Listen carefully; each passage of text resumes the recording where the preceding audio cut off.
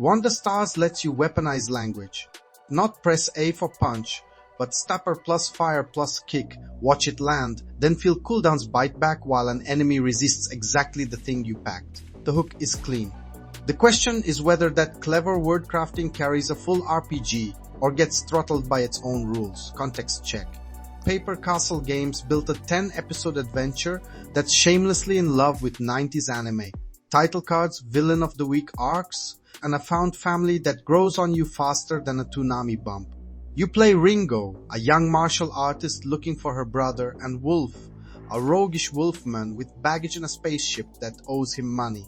You navigate board-style maps, dialogue tiles, fights, shops, surprise events, then cash in honor points between episodes to tweak stats, unlock new words, and crank difficulty. Platforms: 5 Xbox Series, Switch, and PC.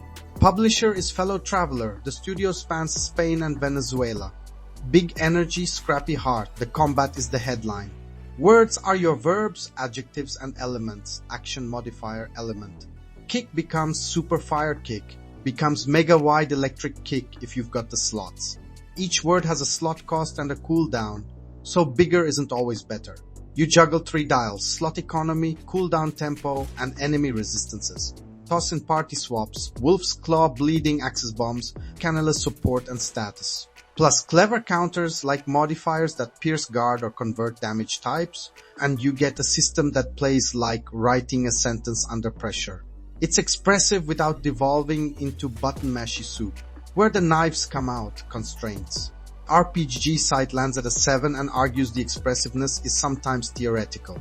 You commit your vocabulary at an episode's start, then you can't respect mid-run.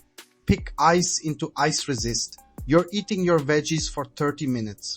Early word pools are small, so you'll repeat a few tight combos until the game opens up. Checkpoint goes 8 out of 10.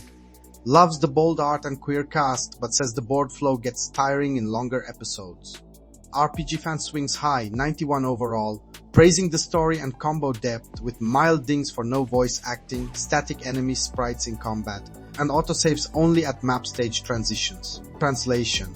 The critics agree the system is fresh. They split on pacing, friction, and presentational corners. Let's parse why that split exists. If you came for pure sandbox creativity, loadout lock-in feels like the teacher taking away your crayons. But if you treat scarcity as the puzzle, the game rewards restraint. Peace Out lets you end fights without KO to earn pep-ups, temporary buffs for that episode that can add word slots, tweak cooldowns, or boost stats. Now scarcity becomes agency. Do you finish the fight or milk it for a pep that makes the boss fun? It's an elegant loop that nudges you into risk-reward without grind. A few design truths emerge the deeper you go. 1. Cooldown reducers are king. They turn a super plus element chain from a one-and-done haymaker into a rhythm. 2. Forced weaknesses and ailment enablers can crack bosses faster than raw numbers. 3. Slot economy is a build in itself. Sometimes fast kick plus sharp outperforms very radical mega fire kick, because the latter burns your entire bar and leaves you on defense with nothing but block on cooldown.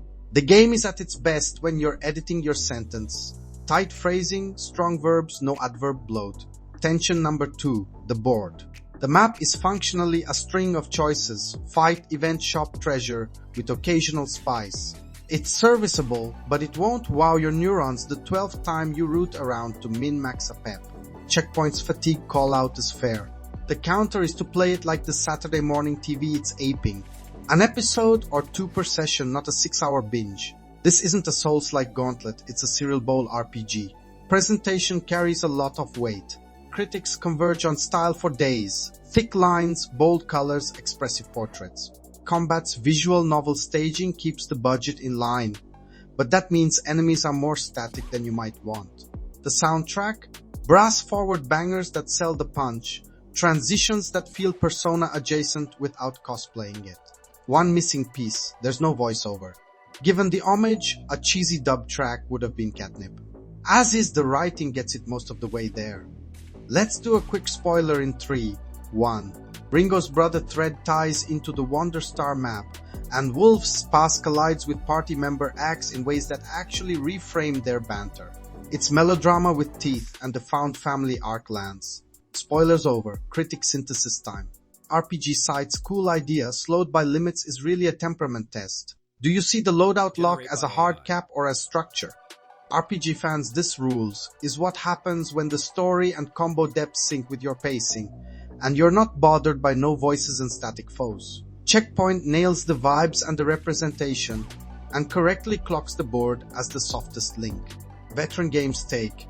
Wonder Stars isn't a gimmick, it's a constraint-driven combat editor wrapped in a love letter to 90s anime. When you play to its rhythm, episodic sessions, mixed element kits, pep fishing for slot expansions, it sings.